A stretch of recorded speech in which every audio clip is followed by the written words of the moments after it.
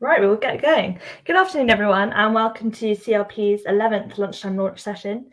My name is Rachel, and I will be guiding you through the next 45 minutes of presentations to launch this year's Good Parks for London report. So big welcome to everyone on the call. And if you have any tech difficulties, please make sure you've logged in via Google Chrome. You should be able to see the slides and hear me speaking as well. So for today's panel, our panel consists of Tony Leach, Chief Executive at Parks for London, Joanne Dennis-Jones, National Head of Planning at GL Hearn, sponsors for the Good Parks for London report, Judy Ling Wong for CBE, Honorary President at the Black Environment Network. We'll also be hearing from one of the most improved boroughs.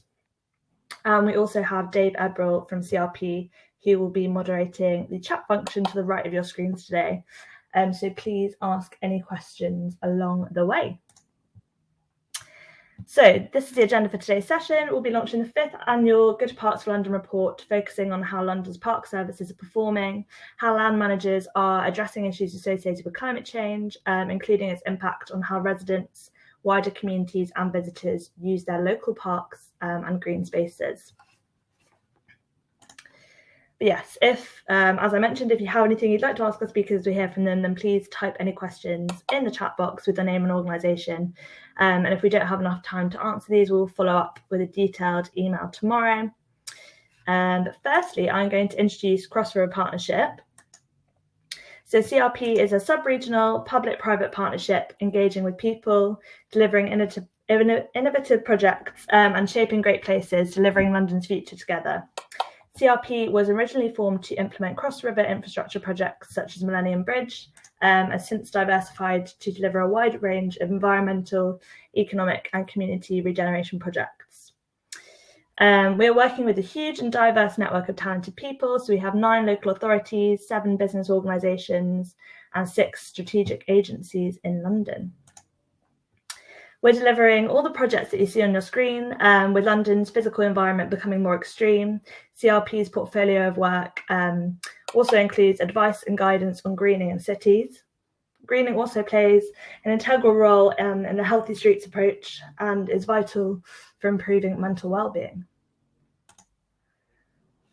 So on this topic, we'd like to, just having some water quickly, take the opportunity to launch our latest Healthy Streets Everyday case study on the Mellison Road Pocket Park, London Borough of Wandsworth. The Healthy Streets Everyday programme contributed £10,000 of funding towards the Pocket Park, and it provides community space, encouraging active travel and creating sustainable drainage systems. Sorry, one second. The park covers 240 square metres, previously home to some uncrapped shrubbery and a car park, and now the area incorporates a rain garden as well as several new trees, a picnic area, additional seating and a playground for younger residents of the estate.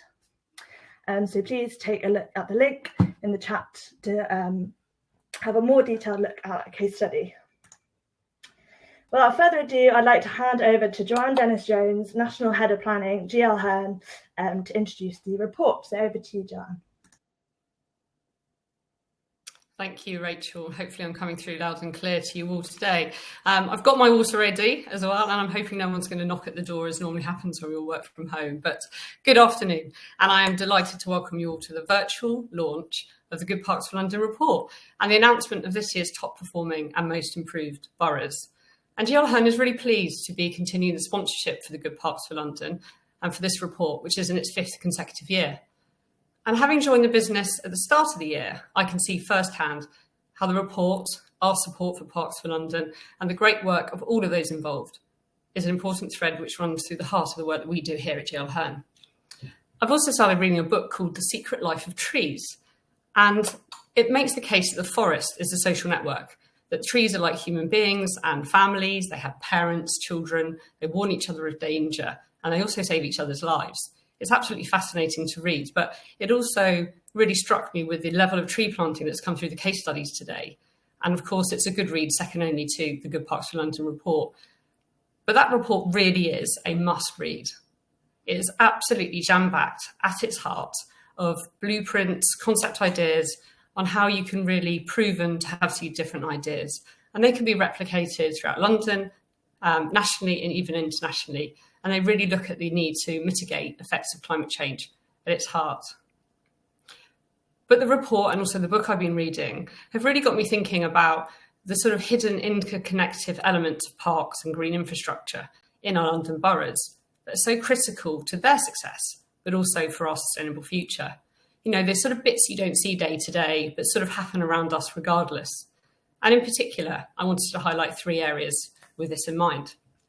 Firstly, it's about the community and the charitable investment, where local people truly come together in partnership and really bring those pioneering projects to life.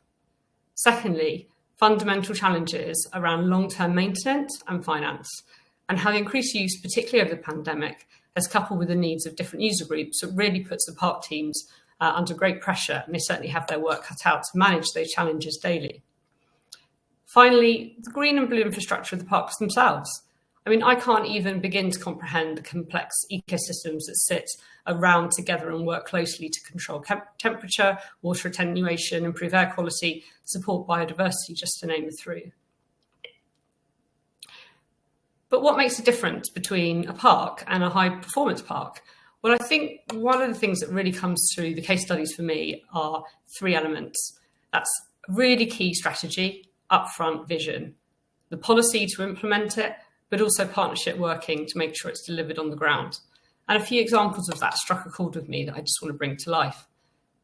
In Sutton, there's been a huge collaboration and partnership working, particularly through the different services that make up and surround the park infrastructure, particularly looking at highways, parks, finance, street cleaning, flooding, maintenance, and how they've really looked at different funding opportunities across the whole to be stronger together effectively. Both Barking and Dagenham and Hammersmith and Fulham have also created their own forests. For Barking and Dagenham, this is the Forest of Thanks.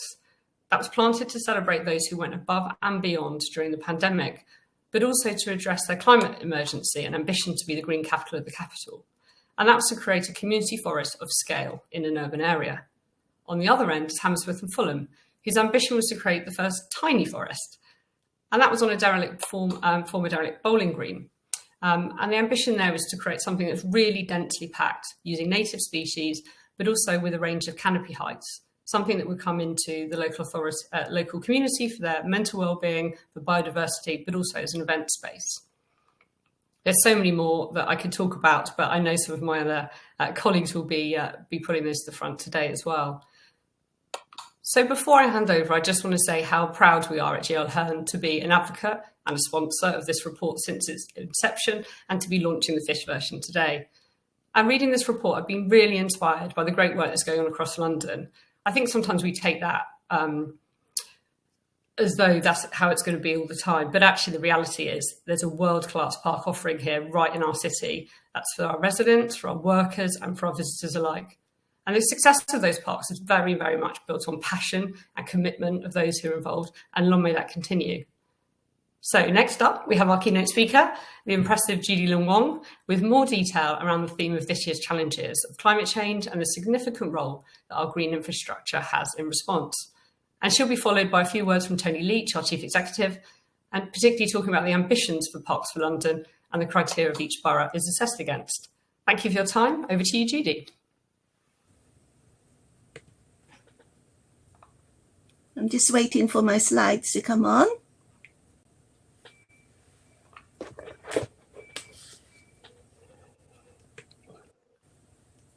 So it's a pleasure to be with you all. I would like to begin by congratulating you all on the work done around the Good Parks for London report. It provides a great yearly focus to celebrate your achievements and to highlight the needs of parks that enable you to serve the community well. The criteria enables parks to set standards, measures, and accelerate progress. Mutual learning and mutual support is the height of good practice. I've just returned from COP26, and the experience has made me value parks even more. COP26 was all at once exhilarating, hopeful, disappointing, successful, exhausting, and energizing all at the same time, an imperfect process ending with the Glasgow Climate Pact. I do not see the advancing buttons. Oh, there they are, further down. Thank you.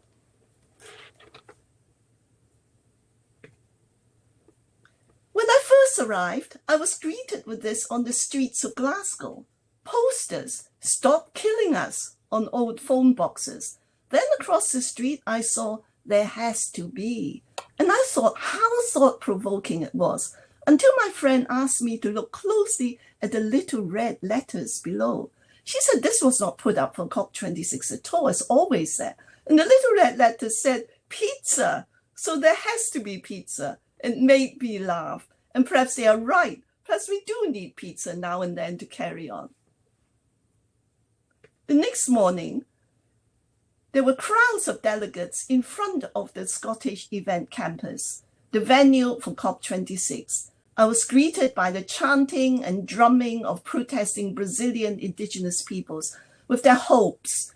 Indeed, there's almost a symbolic light in the darkness of the media centre. The police was heavily present everywhere in Glasgow. I was part of a ministerial panel on net zero solutions for gender-sensitive transition in the UK pavilion in the blue zone. You see me here in the centre with Minister Trevelyan. Above that, in the orange suit, is Nancy Pelosi, who came to our session. On the bottom right is a USA pavilion. And on the top right, you see in the city itself a voluntary event on ecocide law and climate justice. So I've come back full of a sense of urgency for climate action. For me, the experience of COP26 has amplified the value and potential of the parks of London. It's something we have now. Here we have something so precious, places that we need to both maintain and develop for people and nature. I'm truly grateful to all of you that take care of our parks. The imperfect progress made at COP26 has further forged a challenging, positive atmosphere of purposeful work towards climate justice, recognizing the fact of an interdependent world of people and nature.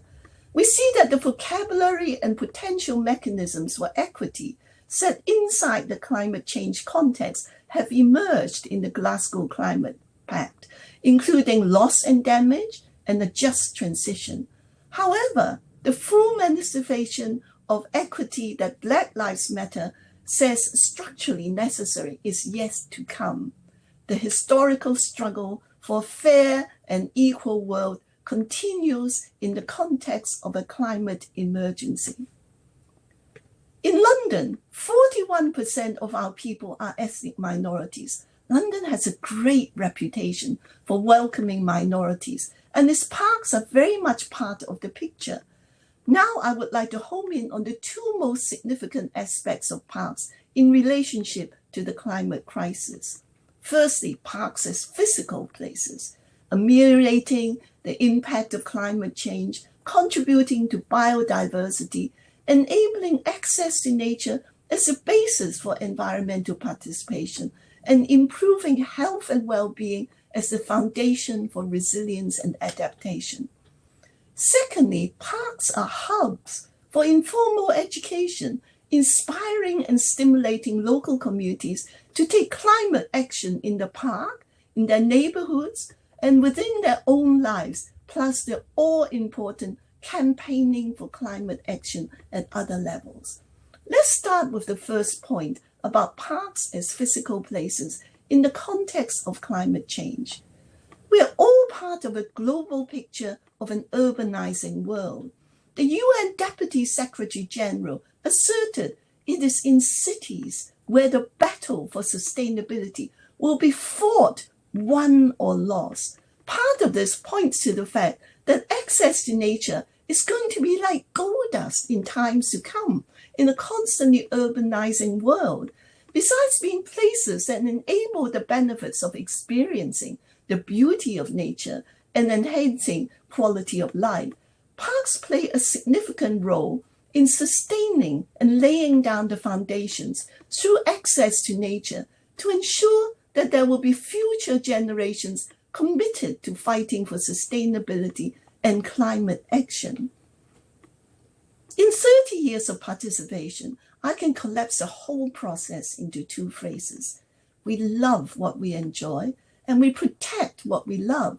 If we provide the enjoyment of nature locally to disadvantaged groups and give them support, we're setting them on a journey of finally releasing a vast missing contribution, where they too, like so many of us that are privileged with the enjoyment of the beauty of nature, will protect what they love. Various parks have been active in rewilding more spaces within parks to enable people to have a bridge to a greater sense of wildness.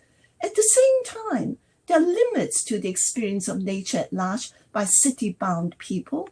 Many of us are working from the passion of a generation that had far more privilege for contact with nature at scale. Many have never seen a national park, these magnificent places that we call the jewels in our crown, or any of the other extensive natural places, forests, waterfalls outside the city. The presence of local parks with natural features is therefore of great importance, not only to physically increase biodiversity, which is so significant, but also provide vital contact with that sense of wildness. So we're fortunate to have a supportive mayor that wishes to see green spaces within 10 minutes walk for all Londoners and puts in yearly grant schemes to improve and increase the area of green spaces. The work of Black Environment Network in past years saw groups transform through trips into the countryside to experience nature at large. They come back carrying an inspiration that leads to more local actions and rich local futures. Parks with their friends groups can be organizers of occasional trips that enable access to natural places at scale. The physical reality of parks in themselves ameliorate many aspects of the impact of climate change, being soaks with rainstorms, providing shade, countering air pollution. But there's much to learn and to do.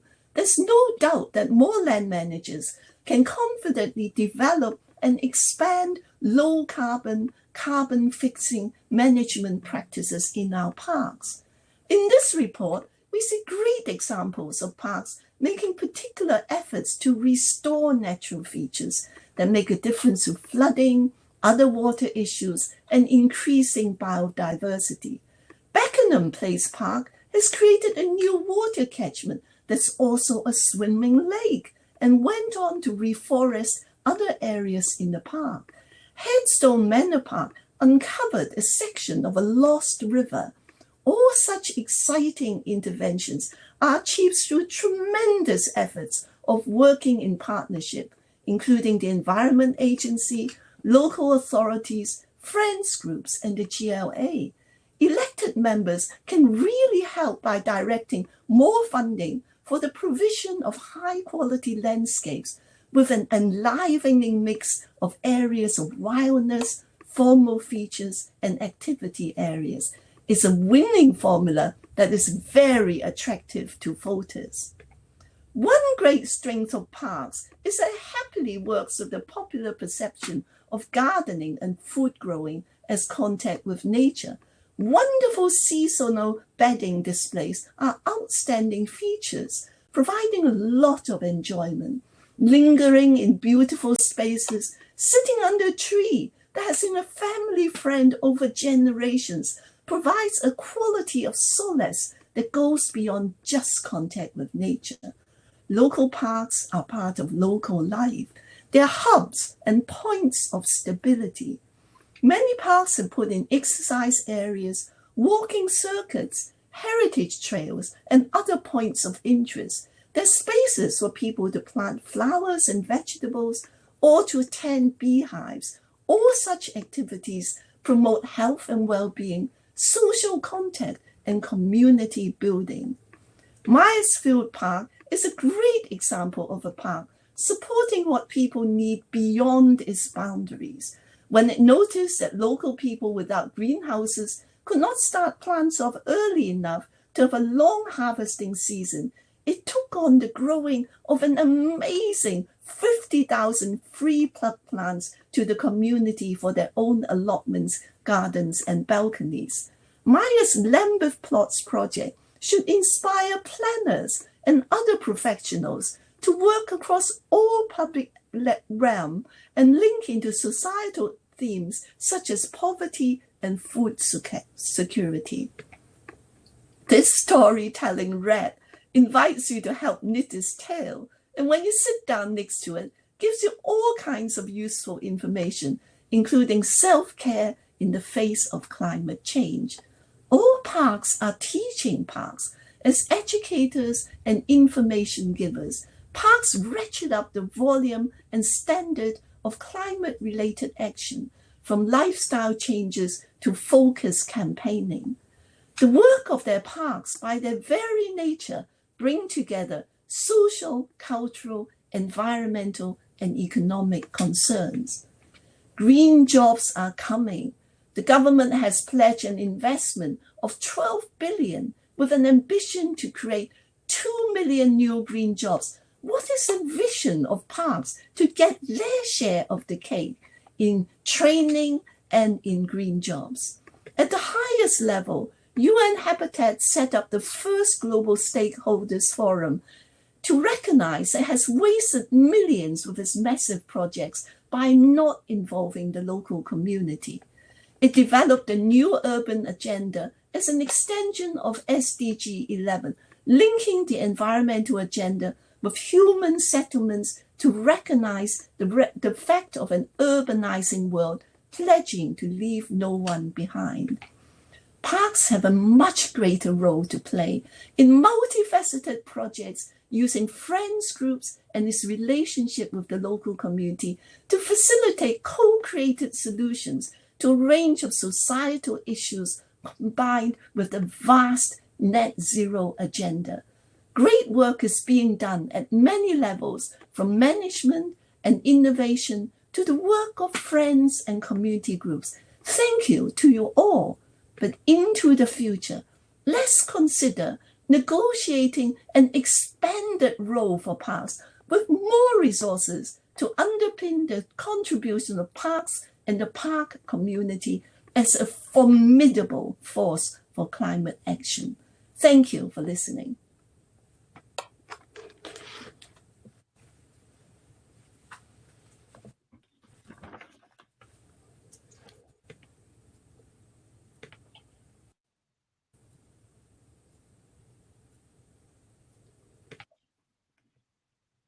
Good afternoon, everybody. Thank you very much, Judy, for that inspiring talk. She attended the whole of COP26, which went on for quite a while. So we're grateful that she has the energy to join us here today. I guess we're all recovering from the mass of media associated with COP26. Perhaps we feel maxed out hearing about climate change. Well, I hope that this afternoon's session is an encouragement to all who work to make our green and blue spaces better, borough officers, elected members, and friends groups alike. Listening to what previous speakers have said, and from reading stories and case studies included in this year's Good Parks for London report, the key word that sticks out to me is change. Few of us relish change, and yet we all face it in our personal and working lives. And those working on the front line of running our green spaces have been managing change for decades and even longer to keep these places looking good, making them fit for purpose, and adapting them for climate change. Landscape management practices have never stopped evolving to work with the natural environment. And I'd like to take just one example, grassland management, to speak about for a short while. In the not too distant past, most grass was regularly cut within an inch of its life.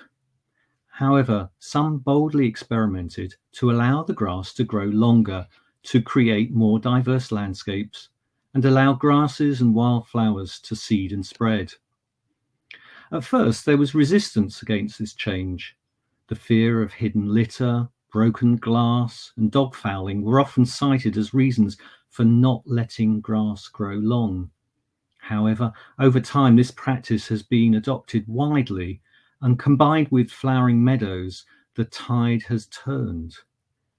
Now, many councils are being lobbied to let the grass grow long, even on grass verges.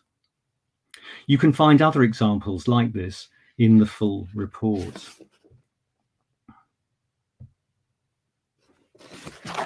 The data collected for the report is extensive and helpful to track change against 10 criteria over time. These are all important ingredients to make what we call a park service good, really good. And a lot of this happens behind the scenes. People just don't see it. And this is what we track. This year, over 80% of boroughs have improved. Please enjoy reading the report to find out more. We're not printing any copies because we want to minimize our carbon footprint, but you will be able to view it online immediately after this launch event. In a year that has been incredibly challenging, congratulations are due to all boroughs, and particularly the London Borough of Lewisham, whose park service has been outstanding. In addition, other boroughs have performed exceptionally well, and those are Barking and Dagenham, Hounslow, Lambeth and Southwark. This year, in a change to our usual tradition, we are emphasising improvement rather than ranking alone. And we're increasing the number of case studies and adding them to our website resources hub, which you can freely access. And we'll also be producing bespoke borough summaries.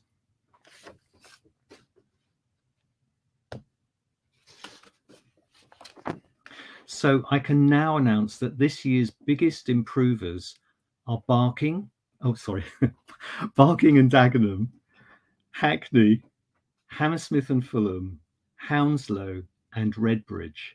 Congratulations to you all. And I'm now going to hand over to Councillor Samia Chowdhury, who is the Cabinet Member for Leisure Services from the London Borough of Hounslow. And she's going to say a few words about how Hounslow has been developing inspiring improvements in its park services over the last year. Thank you.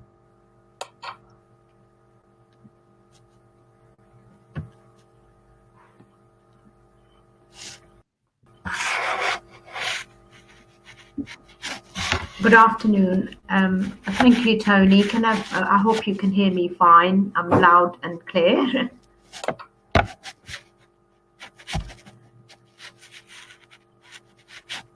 It is a great recognition to know that Hounslow is one of the most improved park service in London in 2020.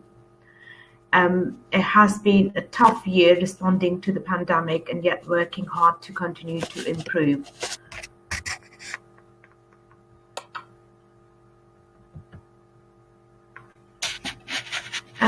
We strengthen our strategic approach here in Hounslow, making sure the park service can respond to climate emergency and our significant health, social and economic crisis, which have been magnified also as a result of COVID-19 pandemic. During 2020, the development of a green and blue infrastructure strategy has helped the London Borough of Hounslow to shape our way to a borough's recovery and help create resilient, healthy and sustainable community.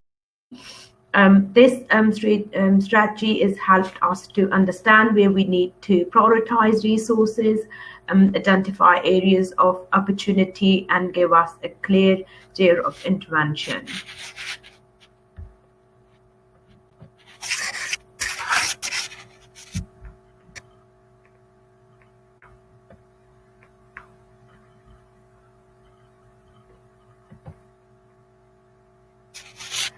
London Borough of Hounslow is passionate about supporting nature and the environment. Our Countryside Ranger team runs environmental program and hosts work experience placements, work in partnership with organisations, community groups and volunteers. protecting our most precious natural sites. We create new meadows, plant trees, create bug hostels, managed our grass with livestock, create bee banks, and got communities involved in conservation tasks. With our 4.5 million lottery grant for Boston Manor, we are reconnecting the park to nature, and our management plans help us to keep most important species and habitats protected. The council has also a commitment to plant 1 tree for each newborn in our borough for 10 years, and last year we planted 4,500 trees. We even created our own app to involve communities to protect our trees, Green Talk.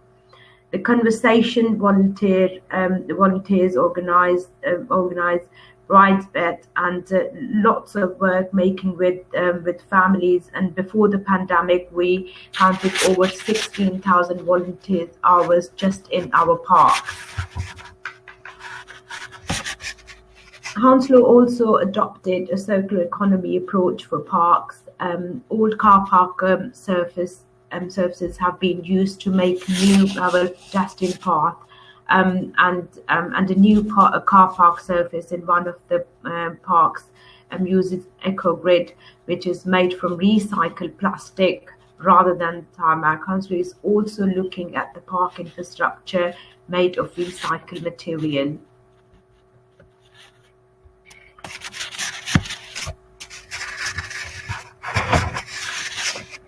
As well as the green-blue infrastructure strategy in Hounslow, there is also a strong strategic approach in relationship to the quality management and operational management. When we were under our operator Crillian, our performance was poor, and with the creation of our own local authority trading company, Green Space 360, we took over service back in control. I'm proud to tell you that this year we have achieved over 20 green flags for our parks, and we keep improving.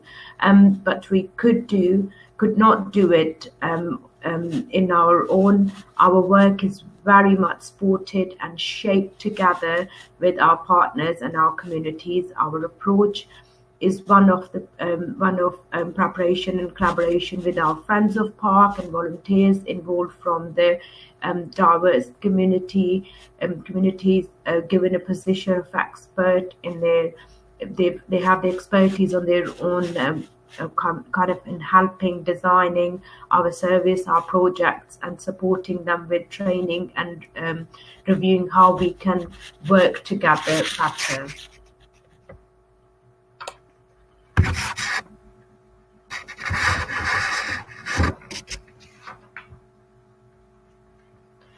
So I chose Bridge House Pond to show you how our process is making a difference.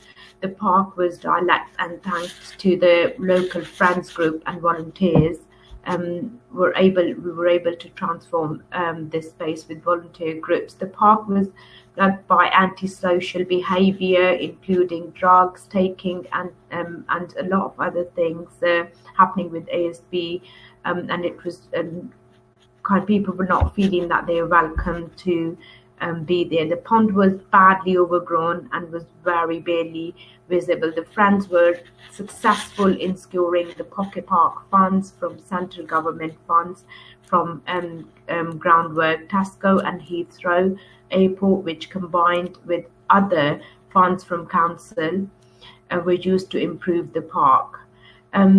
This included a new Hope Garden, Heritage Garden, improvement to the play area, a new table tennis, and improvement to the pond, including a dipping platform, new signages, and the landscaping. The Friends were also successful in getting funding from GLA, as Friends were helping a lot and working as a part of National Park City for a community festival. We're one of the location in London celebrating the new London National Park designation. The above, we, as say, I have showed in this slide that we've achieved the green flag for this site in 2020, as well as a silver in London in Bloom award as well. People said they are now using the park more. They feel more connected to the community, and they feel safe and are very happy about this transformation.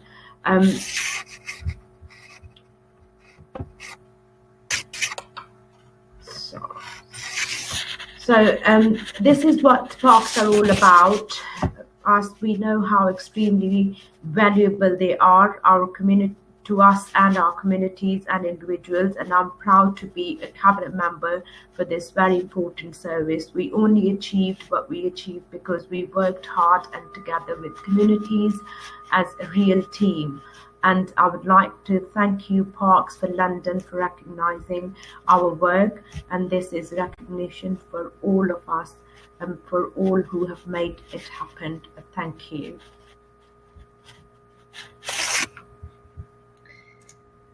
Brilliant, thank you so much. Just go back to the Q&A session. Thank you so much to all our four speakers today for some really inspiring presentations. We're really pleased to have launched Good Parks for London report, and congratulations to London Borough of Hounslow.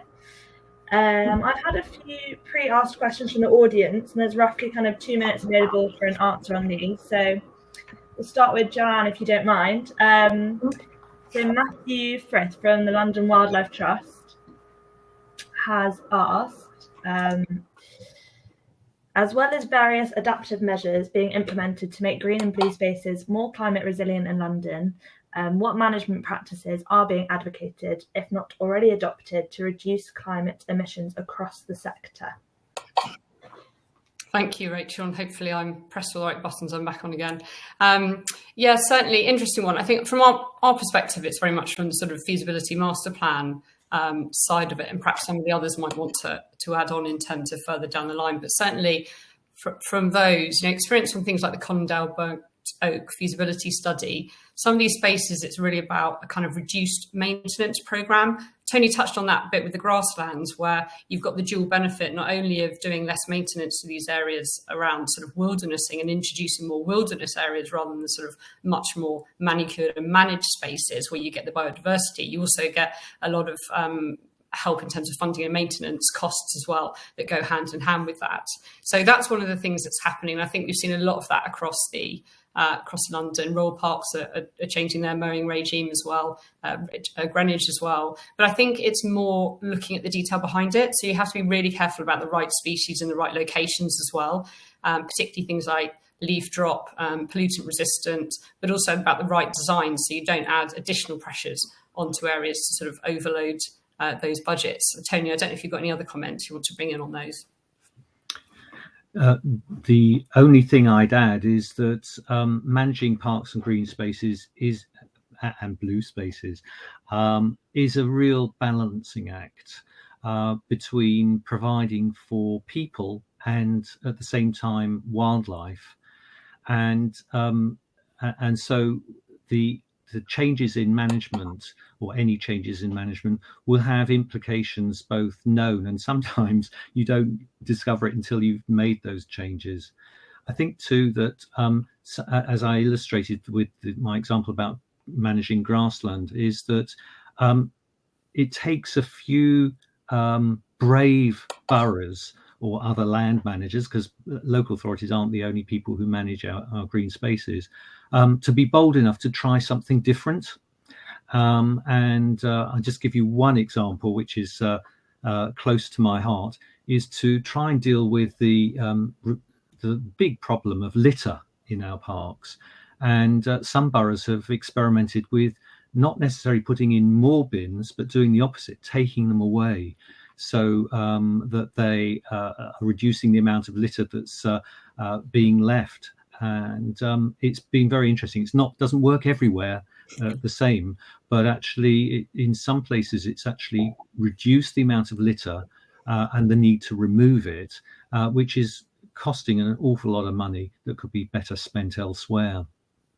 So I think that the changes that I alluded to, and there are many examples in the report, are good examples where boroughs are innovating and trying out new things.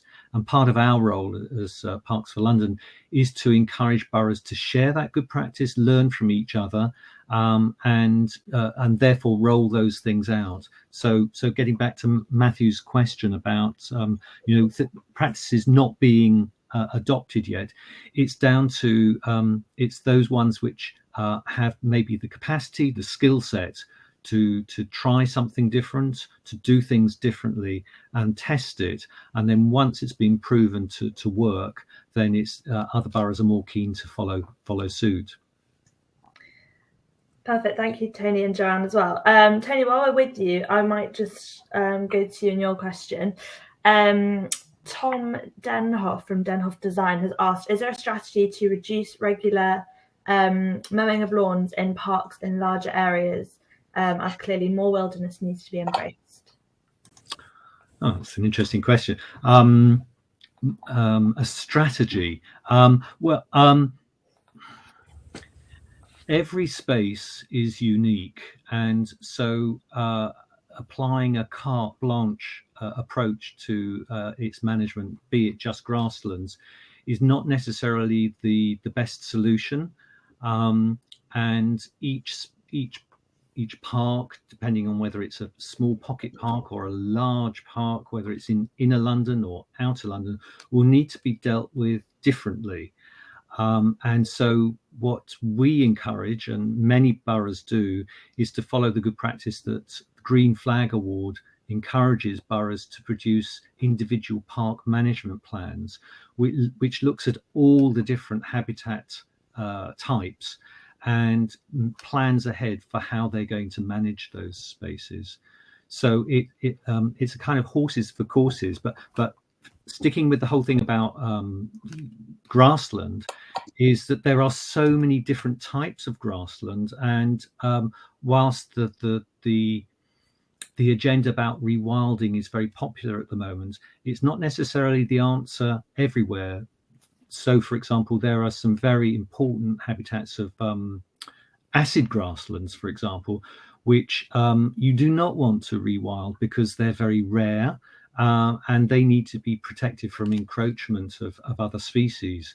Another example would be bowling greens. I mean, an extreme example of grass management. You don't want to be treating it the same way as you are in sort of a meadow. But I think the point you're trying to make is about the large scale areas of grass which have traditionally been mown could perhaps be mown less frequently. Well, that is happening. But parks have to do many things. They need to be multifunctional. And so if you let the grass grow long everywhere, then people who want to play, say, for example, soccer or something like that, long grass isn't the best thing. So by creating different zones within larger parks, you can have some areas which are more closely mown, so that ball games can take place, whereas other areas can be left longer. Another thing that can be done, which is done as common practice now, is that the edges of the grass next to the footpaths are mown shorter than the rest, just to show a demarcation. So there's all range of ways. As for a strategy, I think that will be a bit of an overkill. It's more on an individual basis, picked up through individual park management plans, which are developed by the professionals running and managing those green spaces. Thank you very much, Tony. Okay, we'll go to Judy quickly. Malcolm Goodwin from Capel Manor College has asked, how can we get education and training for greening and environmental skills to the top of the agenda for London, so we create a strong pipeline of passionate people able to meet future challenges? We certainly have tremendous future challenges, both on the social side in terms of the impact of climate change and the technical side of being able to have the kind of detail that Tony is talking about. People can actually read the landscape in front of them and see what is needed in very different scenarios. And I think that parks are very well placed to be the bridge because they are community hubs. They should actually be spending time enabling ordinary people to see the value and the interest in these jobs, which combine an interest in nature and an interest in people. The jobs of being educators as green jobs and so on, I think are particularly interesting, not only about direct nature, but all the things like knowing exactly what to do in detail within your own lives, what to campaign for to make change and so on. I think that green jobs are actually about facilitators of lifestyle and climate action and so on are very important. And at the moment, we've got a big chance in terms of the government investing 12 billion in green jobs and saying they want 2 million new jobs. And they're actually asking potential employers, what is it that we think we need? So this is a big chance to ratchet up the role of parks, the role of colleges, and the courses that are actually available, and put them into context for our young people. They need to start thinking quite early, Young teenagers need to start having a feel for what their jobs might be in their future lives. And as community hubs, I think that we actually are well placed to take on making those links for communities, for schools, for young people, working with colleges and so on career days and so on, to bring people together and let the settings of the parks really ratchet up the feeling of importance of these jobs. I think that with the coming of many, many green jobs, one of the things we need to do is to actually build the social prestige of green jobs, so that when people say, yes, I have a green job, they know how important it is. The whole of society recognizes that if you have a green job, you're actually devoting your entire life to building our future. So this kind of atmosphere within which we can work, if we're conscious of them, can help to lay down the foundations for a wave of new people wanting these green jobs and seeing very clearly how important they are at this critical time. Wow, thank you so much, Judy. Okay, just within kind of 1 minute then, sorry, we're going slightly over time, but Councillor Chowdhury, we've had a question from Enable Leisure and Culture asking, how much capacity do you think London's parks have for climate adaptation and mitigation before impacts start to plateau? And is there a risk that councils could greenwash by overstating the significance of, for example, biodiversity improvement? Right. Thank you, Rachel. Parks can give great opportunity to mitigate climate adaptation, but I would say the most important approach on this is to see parks as green infrastructure contributing to the wider climate adaptation agenda in connection to all other green spaces, whether they are privately managed or managed by another operator. Working with developers and seeing parks as a part of the solution, but not the ultimate solutions. This is why the Hounslow, in Hounslow, we developed a green infrastructure strategy so that we tackle this issue at borough level. Brilliant. Thank you so much. And thank you again to all our 4 presenters. Thank you. Directly to our next session as well on green logistics on the 16th of December. And you can sign up to this through the chats. We'll be hearing from the Fitzrovia Partnership and MSOL. But any queries you do have from today, please don't hesitate to get in contact with any one of us on the screen through our contact details. And thank you again for joining. Thank you. Thank you. Thank you all. Cheers. Bye. Thank you. Bye-bye. Bye-bye. Thank you. Thank you very much. Bye-bye.